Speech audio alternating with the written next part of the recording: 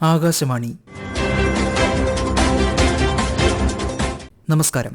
പശ്ചിമേഷ്യൻ സംഘർഷം എന്ന വിഷയത്തിൽ ആകാശവാണി തിരുവനന്തപുരം പ്രാദേശിക വാർത്താ വിഭാഗം തയ്യാറാക്കിയ സ്പോട്ട്ലൈറ്റ് പരിപാടിയിലേക്ക് സ്വാഗതം. ആഗോള സമാധാനത്തിനും സമ്പദ് വ്യവസ്ഥയ്ക്കും നിർണായക വെല്ലുവിളിയായി മാറുകയാണ് അമേരിക്കയും ഇസ്രയേലും ഇറാനും തമ്മിൽ തുടരുന്ന സംഘർഷം. കാലങ്ങളായി ഇറാന്റെ ആണവ പദ്ധതിയെ ചൊല്ലി നടന്നുവന്ന തർക്കമാണ് ഇപ്പോൾ ലോകത്തെ ആകമാനം പ്രതിസന്ധിയിലാക്കിയിരിക്കുന്നത്. സംഘർഷം ഗൾഫ് മേഖലയിലേക്ക് വ്യാപിച്ചതോടെ പ്രശ്നങ്ങൾ കൂടുതൽ ഗുരുതരമായി. ആധുനിക ലോകത്തിലെ ഏറ്റവും സങ്കീർണവും ദീർഘകാലം നീണ്ടുനിൽക്കുന്ന രാഷ്ട്രീയ സംഘർഷങ്ങളിലൊന്നായി ഇത് മാറി. അമേരിക്കയുമായി അടുത്ത ബന്ധം പുലർത്തുന്ന രാജ്യമാണ് ഇസ്രയേൽ. സൈനിക, സാമ്പത്തിക, നയതന്ത്ര പിന്തുണകൾ അമേരിക്ക ഇസ്രയേലിന് നൽകുന്നു. അതേസമയം ഇറാനും അമേരിക്കയും തമ്മിലുള്ള ബന്ധം അത്ര സുഖകരവുമല്ല. ഇറാന്റെ ആണവ പദ്ധതി എന്നും അമേരിക്കയ്ക്ക് ആശങ്ക ഉളവാക്കുന്നതായിരുന്നു. അമേരിക്ക ഇറാനെതിരെ സാമ്പത്തിക ഉപരോധങ്ങൾ ഏർപ്പെടുത്തിയിട്ടുണ്ട്. കഴിഞ്ഞ ഫെബ്രുവരി 28-ന് ഇറാന്റെ പരമോന്നത നേതാവ് Ayatollah Ali Khamenei America Israel സംയുക്ത മിസൈൽ ആക്രമണത്തിൽ കൊല്ലപ്പെട്ടതോടെ ഇറാൻ ശക്തമായി പ്രതികരിച്ചു തുടങ്ങി. 40 വർഷത്തിലേറെയായി ഇറാന്റെ ആത്മീയ രാഷ്ട്രീയ ജീവിതത്തിലെ പ്രധാന വ്യക്തിയായിരുന്നു അയത്തുള്ള അലി ഖമനേയി. തങ്ങളുടെ പരമോന്നത നേതാവിന്റെ വധത്തിന് പകരമായി UAE, കുവൈറ്റ്, ബഹ്റൈൻ തുടങ്ങിയ ഗൾഫ് രാജ്യങ്ങളിലെ US കേന്ദ്രങ്ങൾ ലക്ഷ്യമിട്ട് ഇറാൻ തിരിച്ചടിക്കുകയായിരുന്നു. തുടർന്ന് ഇറാനിലെ വിവിധ കേന്ദ്രങ്ങളിൽ ഇസ്രയേലും അമേരിക്കയും ആക്രമണം നടത്തി. ഇസ്രയേൽ നഗരമായ ഡിമോണയിൽ നടന്ന മിസൈൽ ആക്രമണത്തിൽ നെഗേവിലെ ആണവ ഗവേഷണ കേന്ദ്രം ആക്രമിക്കപ്പെട്ടെങ്കിലും വലിയ നാശനഷ്ടങ്ങൾ റിപ്പോർട്ട് ചെയ്തില്ല. സൗദി അറേബ്യയുടെ റാസ് തനൂര എണ്ണ ശുദ്ധീകരണശാലയ്ക്ക് നേരെയും ഇറാൻ ആക്രമണമുണ്ടായി. ലെബനനിൽ നിന്ന് ഇസ്രയേലിലേക്ക് ഹിസ്ബുള്ള മിസൈൽ ആക്രമണം നടത്തി. മറുപടിയായി തലസ്ഥാനമായ ബെയ്റൂട്ടിൽ ഇസ്രയേൽ പ്രത്യാക്രമണം നടത്തുകയും നിരവധി പേർക്ക് ജീവൻ നഷ്ടപ്പെടുകയും ചെയ്തു. സൈപ്രസിലെ ബ്രിട്ടീഷ് സൈനിക താവളത്തിലും ഡ്രോൺ ആക്രമണത്തിൽ നാശനഷ്ടങ്ങളുണ്ടായി. ഇസ്രയേലിനെതിരായ ഹിസ്ബുള്ള ആക്രമണത്തിന് പിന്നാലെ ലെബനനിൽ ഇസ്രയേൽ വ്യോമാക്രമണം നടത്തി. ഓപ്പറേഷൻ എപ്പിക് ഫ്യൂരി എന്ന പേരിൽ അമേരിക്കൻ സേന നടത്തിയ ഓപ്പറേഷനിൽ ഇറാന് കനത്ത നാശനഷ്ടമുണ്ടായതായാണ് റിപ്പോർട്ട്. അമേരിക്കൻ ആക്രമണത്തെ തുടർന്ന് ശ്രീലങ്കയുടെ തെക്ക് ആഴക്കടലിൽ ഇറാനിയൻ യുദ്ധക്കപ്പലായ ഐറിസ് ദീന തകരുകയും നിരവധി നാവികർ കൊല്ലപ്പെടുകയും ചെയ്തു. 180ഓളം പേരടങ്ങുന്ന സംഘമുണ്ടായിരുന്ന യുദ്ധക്കപ്പൽ ഗാലയുടെ തെക്കൻ മേഖലയിലൂടെ സഞ്ചരിക്കുന്നതിനിടെയാണ് മുങ്ങിത്താണത്. വിശാഖപട്ടണത്ത് നടന്ന നാവികാഭ്യാസത്തിൽ പങ്കെടുത്ത് മടങ്ങുകയായിരുന്ന കപ്പലിന് നേരെയാണ് ആക്രമണം ഉണ്ടായത്. ഇസ്രയേലും US-ഉം ഇറാനിയൻ ഭരണകൂടത്തെ അട്ടിമറിക്കാൻ ശ്രമിച്ചാൽ ഇസ്രയേലിന്റെ ഡിമോണ ആണവ കേന്ദ്രം തകർക്കുമെന്ന് ഇറാൻ മുന്നറിയിപ്പ് നൽകി. അങ്ങനെ ആക്രമണ പ്രത്യാക്രമണങ്ങൾ രൂക്ഷമായതോടെ ഇന്ത്യ ഉൾപ്പെടെയുള്ള രാജ്യങ്ങളും UN പോലുള്ള സംഘടനകളും സമാധാനം പുലർത്തണമെന്ന ആവശ്യവുമായി മുന്നോട്ടെത്തി. പശ്ചിമേഷ്യയിലെ സ്ഥിതിഗതികളിൽ ആശങ്ക അറിയിച്ച പ്രധാനമന്ത്രി വിവിധ രാജ്യങ്ങളിലെ നേതാക്കളുമായി ചർച്ച നടത്തി. തർക്കങ്ങൾ സംഭാഷണത്തിലൂടെയും നയതന്ത്രത്തിലൂടെയും പരിഹരിക്കണമെന്ന നിലപാടാണ് ഇന്ത്യയ്ക്കുള്ളതെന്നും പ്രധാനമന്ത്രി വ്യക്തമാക്കി. ഭീകരവാദം മനുഷ്യരാശി നേരിടുന്ന ഗുരുതര വെല്ലുവിളിയാണെന്ന് പറഞ്ഞ അദ്ദേഹം ആഗോള സമാധാനത്തിനും സുസ്ഥിരതയ്ക്കുമായി പ്രവർത്തിക്കണമെന്നും ആഹ്വാനം ചെയ്തു. പശ്ചിമേഷ്യൻ യുദ്ധം ഇന്ത്യൻ പൗരന്മാരെ ബാധിക്കാതിരിക്കാൻ ആവശ്യമായ നടപടികൾ സ്വീകരിക്കാൻ അദ്ദേഹം വിവിധ മന്ത്രാലയങ്ങൾക്ക് നിർദ്ദേശം നൽകി. പശ്ചിമേഷ്യൻ സംഘർഷം രൂക്ഷമായതോടെ നിരവധി വിമാനങ്ങൾ റദ്ദാക്കുകയും പല വിമാനങ്ങളും വഴിതിരിച്ചു വിടുകയും ചെയ്തു. ഇന്ത്യൻ വിമാന കമ്പനികളുടെയും വിദേശ വിമാന കമ്പനികളുടെയും 1000-ലേറെ വിമാനങ്ങളാണ് റദ്ദാക്കിയത്. എന്നാൽ നിയന്ത്രിത വ്യോമ മേഖല ഒഴിവാക്കി ബദൽ വ്യോമപാതകളിലൂടെ ദീർഘദൂര, അതിദീർഘദൂര സർവീസുകൾ ക്രമേണ പുനരാരംഭിച്ചു. കുടുങ്ങിക്കിടക്കുന്ന യാത്രക്കാരുടെ യാത്ര സുഗമമാക്കുന്നതിന് പ്രത്യേക ക്രമീകരണങ്ങൾ നടത്തി. ആവശ്യമുള്ളിടത്ത് വിമാന കമ്പനികൾ അധിക സേവനം വിന്യസിക്കുകയും സുരക്ഷിതമായ യാത്ര ഉറപ്പാക്കാൻ വിദേശ വ്യോമയാന അധികൃതർ, വിദേശങ്ങളിലെ ഇന്ത്യൻ എംബസികൾ എന്നിവയുമായി ഏകോപനത്തോടെ പ്രവർത്തിച്ചു വരികയും ചെയ്യുന്നു. ഇതിനിടെ ഗൾഫ് മേഖലയിലെ 10+2 CBSE പരീക്ഷ റദ്ദാക്കി. സംഘർഷങ്ങളുടെ ഭാഗമായി ഹോർമൂസ് കടലിടുക്ക് അടച്ചത് ലോകത്തെ ആകെ ഊർജ്ജ വിതരണത്തെ സാരമായി ബാധിച്ചു. ഇന്ത്യയിലും അതിന്റെ അലയൊലികൾ പ്രകടമായിരുന്നു. പ്രധാനമന്ത്രി നരേന്ദ്രമോദി ഇറാൻ ഭരണകൂടവുമായി നടത്തിയ ചർച്ചയ്ക്കൊടുവിൽ ഹോർമൂസ് കടലിടുക്കിലൂടെ ഇന്ത്യൻ കപ്പലുകൾക്ക് നീങ്ങാൻ അനുമതി ലഭിച്ചു. ഇന്ത്യയിലെ എണ്ണ ശുദ്ധീകരണശാലകളിൽ എല്ലായിടത്തും മതിയായ അസംസ്കൃത എണ്ണ ശേഖരമുണ്ടെന്നും പെട്രോളിയം പ്രകൃതിവാതക മന്ത്രാലയം പശ്ചിമേഷ്യയിലെ സമീപകാല സംഭവ വികാസങ്ങളെക്കുറിച്ച് വിവിധ മന്ത്രാലയങ്ങൾ നടത്തിവരുന്ന അന്തർ മന്ത്രാലയ പത്രസമ്മേളനത്തിൽ വ്യക്തമാക്കി. രാജ്യം പെട്രോളിന്റെയും ഡീസലിന്റെയും ഉൽപാദനത്തിൽ സ്വയം പര്യാപ്തമാണെന്നും ആഭ്യന്തര ആവശ്യം നിറവേറ്റുന്നതിന് പെട്രോളും ഡീസലും ഇറക്കുമതി ചെയ്യേണ്ട ആവശ്യമില്ലെന്നും മന്ത്രാലയ ജോയിന്റ് സെക്രട്ടറി സുജാത ശർമ്മ അറിയിച്ചു. ആഭ്യന്തര LPG ഉൽപാദനം വർദ്ധിച്ചു. രാജ്യത്തുടനീളമുള്ള ഒരു റീറ്റെയിൽ ഔട്ട്ലെറ്റിലും ലഭ്യത കുറവ് റിപ്പോർട്ട് ചെയ്തിട്ടില്ല. പ്രധാന നഗരങ്ങളിലെ വാണിജ്യ LPG ഉപഭോക്താക്കളോട് PNGയിലേക്ക് മാറാൻ സർക്കാർ ആവശ്യപ്പെട്ടിട്ടുണ്ടെന്നും അവർ പറഞ്ഞു. नेचुरल गैस ऑर्डर 9 मार्च 2026 को जो इशू हुआ था उसमें कई सेक्टर्स को प्रायोरिटाइज किया गया है और उसी ऑर्डर के क्रम में PNG डोमेस्टिक सप्लाई और CNG को बिना किसी कट के PNG सप्लाई इंश्योर की जा रही है. भारत सरकार का ये प्रयत्न है कि जिनको अभी LPG सप्लाई की वजह से जो दिक्कत का सामना करना पड़ रहा है उन सभी उपभोक्ताओं से हमारी अपील है कि वो भी लोकल एरिया के CGD नेटवर्क से बात करें और PNG कनेक्शन लें. പരിഭ്രാന്തിയോടെ LPG സിലിണ്ടറുകൾ ബുക്ക് ചെയ്യുന്നത് ഒഴിവാക്കണമെന്നും ആവശ്യമുള്ളപ്പോൾ മാത്രം ബുക്ക് ചെയ്യണമെന്നും അവർ പൌരന്മാരോട് അഭ്യർത്ഥിച്ചു. നഗരപ്രദേശങ്ങളിൽ മുൻ ഡെലിവറി തീയതി മുതൽ 25 ദിവസത്തിനു ശേഷവും ഗ്രാമപ്രദേശങ്ങളിൽ 45 ദിവസത്തിനു ശേഷവും മാത്രമേ സിലിണ്ടറുകൾ ബുക്ക് ചെയ്യാൻ കഴിയൂവെന്ന് ജോയിന്റ് സെക്രട്ടറി വ്യക്തമാക്കി. സിലിണ്ടറുകൾ ഡിജിറ്റലായി ബുക്ക് ചെയ്യാനും വിതരണ കേന്ദ്രങ്ങൾക്ക് പുറത്ത് ക്യൂ നിൽക്കുന്നത് ഒഴിവാക്കാനും അവർ പൌരന്മാരോട് അഭ്യർത്ഥിച്ചു. അതിനിടെ LPGയുമായി ഹോർമുസ് കടലിടുക്ക് കടന്നെത്തിയ ഇന്ത്യൻ കപ്പലുകളായ ശിവാലിക്കും നന്ദാദേവിയും ഇന്ത്യൻ തീരത്തെത്തി. 46,000 മെട്രിക് ടൺ LPGയുമായാണ് നന്ദാദേവി ഗുജറാത്തിലെ വാഡിനാർ തീരത്തെത്തിയത്. 81,000 മെട്രിക് ടൺ അസംസ്കൃത എണ്ണയുമായി ഇന്ത്യൻ കപ്പലായ ജഗ് ലെഡ്കിയും ഗുജറാത്തിലെ മുന്ദ്ര തുറമുഖത്തെത്തി. അതുപോലെ സംസ്ഥാനങ്ങൾക്കുള്ള വാണിജ്യ LPG വിഹിതം 20% കൂടി കേന്ദ്ര സർക്കാർ വർദ്ധിപ്പിച്ചു. ഇതോടെ മൊത്തം വിഹിതം 50%-ആയി ഉയർന്നു. ഹോട്ടലുകൾ, റെസ്റ്റോറന്റുകൾ, വ്യവസായശാലകൾ എന്നിവയ്ക്കായിരിക്കും അധിക വിഹിതത്തിൽ മുൻഗണന.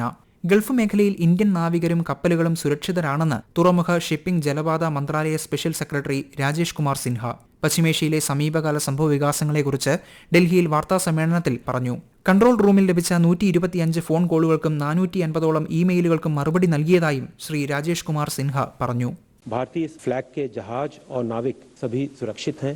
DG शिपिंग जहाज के मालिकों के साथ, जो उनकी एम्प्लॉयमेंट एजेंसी है उनके साथ और रिस्पेक्टिव भारतीय मिशन के साथ समन्वय की स्थिति में लगातार निगरानी कर रहा है. और पिछले 24 घंटों में 16 भारतीय नाविक अपनी साइन ऑफ के बाद वापस भारत आए. ആക്രമണങ്ങൾ നിർത്തി ഹോർമൂസ് കടലിടുക്ക് തുറക്കാൻ 22 രാജ്യങ്ങൾ ഇറാനോട് ആവശ്യപ്പെട്ടു. UAE, Bahrain, Britain, Germany, France, Japan, ദക്ഷിണ കൊറിയ, ഓസ്ട്രേലിയ തുടങ്ങിയ രാജ്യങ്ങൾ മേഖലയിലെ വാണിജ്യ കപ്പലുകൾക്കും ഊർജ്ജ സൗകര്യങ്ങൾക്കും നേരെ ഇറാൻ നടത്തിയ ആക്രമണങ്ങളെ സംയുക്ത പ്രസ്താവനയിൽ അപലപിച്ചു. അത്തരം നടപടികളുടെ ആഘാതം ലോകമെമ്പാടും അനുഭവപ്പെടുമെന്ന് അവർ മുന്നറിയിപ്പ് നൽകി. പശ്ചിമേഷ്യൻ സംഘർഷത്തിന്റെ പശ്ചാത്തലത്തിൽ ഇറാനിൽ നിന്ന് നിരവധി ഇന്ത്യൻ പൌരന്മാർ കരമാർഗം അർമേനിയയിലേക്കും അസർബൈജാനിലേക്കും കടന്നതായി വിദേശകാര്യ വക്താവ് രൺധീർ ജയ്സ്വാൾ അറിയിച്ചു. അർമേനിയ അസർബൈജാൻ പാതയിലൂടെ 284 തീർത്ഥാടകർ അടക്കം 913 പൌരന്മാരെ സുരക്ഷിതരായി തിരികെ എത്തിച്ചതായും വിദേശകാര്യ മന്ത്രാലയ വക്താവ് വ്യക്തമാക്കി. ടെഹ്റാനിലെ ഇന്ത്യൻ എംബസിയാണ് ഈ യാത്രകൾക്ക് സൗകര്യമൊരുക്കിയത്. വിവിധ രാജ്യങ്ങളിലെ നേതാക്കളുമായി പ്രധാനമന്ത്രി സംസാരിച്ചതായും സമാധാനത്തിന് ഇന്ത്യ നൽകുന്ന പ്രാധാന്യം വ്യക്തമാക്കിയതായും അദ്ദേഹം പറഞ്ഞു. Prime Minister has spoken to 5 world leaders. He spoke to leaders of Oman, Malaysia, France, Jordan and Qatar. In these conversations, Prime Minister put forth India's position on the ongoing conflict in West Asia. He highlighted the need to prioritize dialogue and diplomacy for de-escalation and the subsequent restoration of peace and stability. Prime Minister strongly condemned attacks on energy infrastructure. Prime Minister and the various leaders reiterated their support for safe and free navigation through the Strait of Hormuz. പശ്ചിമേഷ്യൻ സംഘർഷത്തെ തുടർന്ന് പ്രതിസന്ധിയിലായ Indian കയറ്റുമതി വ്യാപാരികളെ സഹായിക്കുന്നതിനായി resilience and logistic intervention for export promotion സംവിധാനത്തിന് കേന്ദ്ര വാണിജ്യ വ്യവസായ മന്ത്രാലയം തുടക്കമിട്ടിട്ടുണ്ട്. ഫെബ്രുവരി 14-നും മാർച്ച് 15-നും ഇടയിൽ ബില്ലുകൾ നൽകിയിട്ടുള്ള കടൽ, വ്യോമ മാർഗങ്ങളിലൂടെയുള്ള ചരക്ക് നീക്കങ്ങൾ ഈ സംവിധാനത്തിലൂടെ സാധ്യമാകുമെന്ന് director general of foreign trade Lav Agarwal ന്യൂഡൽഹിയിൽ വാർത്താ സമ്മേളനത്തിൽ അറിയിച്ചു. പ്രധാന പശ്ചിമേഷ്യൻ മേഖലകളിലേക്കും അതുവഴിയുള്ള ചരക്ക് നീക്കങ്ങൾക്ക് ഈ ആനുകൂല്യം ലഭിക്കും. അധിക നിരക്ക് വർധനവില്ലാതെ കയറ്റുമതിക്കാർക്ക് 100% വരെ പരിരക്ഷ ലഭിക്കുമെന്നും അധികമായി വരുന്ന ചെലവ് സർക്കാർ വഹിക്കുമെന്നും അദ്ദേഹം പറഞ്ഞു. ഗൾഫ് മേഖലയിൽ വ്യത്യസ്ത സംഭവങ്ങളിലായി 6 ഇന്ത്യക്കാർക്ക് ജീവൻ നഷ്ടമായതായും ഒരാളെ ഇനിയും കണ്ടെത്താനുണ്ടെന്നും വിദേശകാര്യ മന്ത്രാലയ ജോയിന്റ് സെക്രട്ടറി അസീം മഹാജൻ വ്യക്തമാക്കി. We received information regarding the tragic demise of an Indian national during an attack in Riyadh on 18th March. We express our deepest condolences to the family of the deceased. Our mission in Riyadh is in touch with the family and is coordinating closely with the local authorities for the early return of mortal remains to India. 6 Indian nationals have unfortunately lost their lives and 1 is missing in various incidents. Our missions in Saudi Arabia, Oman, Iraq and UAE are in regular touch with the concerned authorities regarding the missing Indian national and for the early repatriation of mortal remains of the deceased Indian nationals to India. അതിനിടെ ഇറാനിൽ ലോകത്തിലെ ഏറ്റവും വലിയ പ്രകൃതിവാതക പാടത്ത് US Israel സഖ്യം ഏകോപിത ആക്രമണം നടത്തിയതോടെ പശ്ചിമേഷ്യയിൽ സംഘർഷം രൂക്ഷമായി. അസലുയെ സ്പെഷ്യൽ ഇക്കണോമിക് എനർജി സോണിലെ വാതക പ്ലാന്റുകളും പെട്രോകെമിക്കൽ സൗകര്യങ്ങളും ലക്ഷ്യമിട്ടായിരുന്നു ആക്രമണം.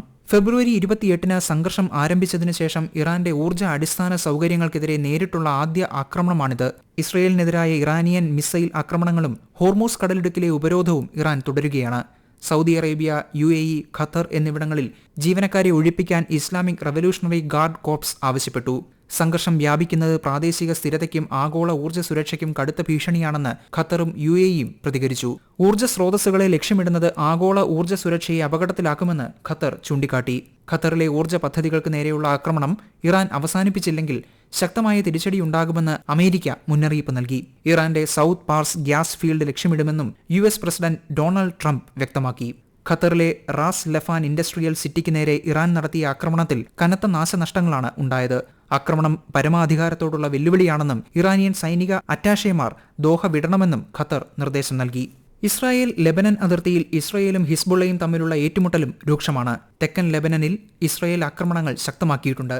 സംഘർഷത്തിൽ 40ഓളം ആരോഗ്യ പ്രവർത്തകർ കൊല്ലപ്പെട്ടതായി ലെബനൻ ആരോഗ്യ അധികൃതർ അറിയിച്ചു. ഇസ്രയേലി സൈനിക സ്ഥാപനങ്ങൾക്ക് നേരെ ഡ്രോൺ, റോക്കറ്റ് ആക്രമണങ്ങൾ ഏകോപിപ്പിച്ചതായി ഹിസ്ബുള്ള വ്യക്തമാക്കി. UAEയിൽ രാജ്യത്തെ ലക്ഷ്യമിട്ടുള്ള 3 ബാലിസ്റ്റിക് മിസൈലുകളും 8 ഡ്രോണുകളും വ്യോമ പ്രതിരോധ സംവിധാനങ്ങൾ തടഞ്ഞതായി അധികൃതർ അറിയിച്ചു. അതേസമയം ഇറാനെതിരെയുള്ള സൈനിക നടപടി ലക്ഷ്യം കൈവരിക്കുന്നതിന് അടുത്തെത്തിയെന്നും വളരെ വേഗം നടപടി കുറയ്ക്കാനുള്ള സാധ്യതയുണ്ടെന്നും അമേരിക്കൻ പ്രസിഡന്റ് ഡൊണാൾഡ് ട്രംപ് വ്യക്തമാക്കി. ടെഹ്റാൻ അയൽക്കാരുമായി യുദ്ധം ആഗ്രഹിക്കുന്നില്ലെന്നും മേഖലയിലെ സംഘർഷങ്ങൾ വർദ്ധിക്കുന്നതിന് അമേരിക്കയും ഇസ്രയേലുമാണ് ഉത്തരവാദികളെന്ന് ഇറാൻ പ്രസിഡന്റ് മസൂദ് പെസഷ്കിയാൻ കുറ്റപ്പെടുത്തി. സംഘർഷങ്ങളിൽ മനുഷ്യജീവനും അടിസ്ഥാന സൗകര്യങ്ങൾക്കും നഷ്ടം സംഭവിക്കുന്നതിൽ ഐക്യരാഷ്ട്രസഭ ഉൾപ്പെടെ ആശങ്ക രേഖപ്പെടുത്തുന്നുണ്ട്. നയതന്ത്ര ചർച്ചകളിലൂടെ വരും ദിവസങ്ങളിൽ സംഘർഷം കുറയുമെന്നും പശ്ചിമേഷ്യൻ മേഖലയിൽ സമാധാനം പുലരുമെന്നും ആഗോളതലത്തിൽ നേരിടുന്ന പ്രതിസന്ധികൾക്ക് അറുതി വരുമെന്നുമാണ് ലോകം ഒന്നടങ്കം പ്രത്യാശിക്കുന്നത്.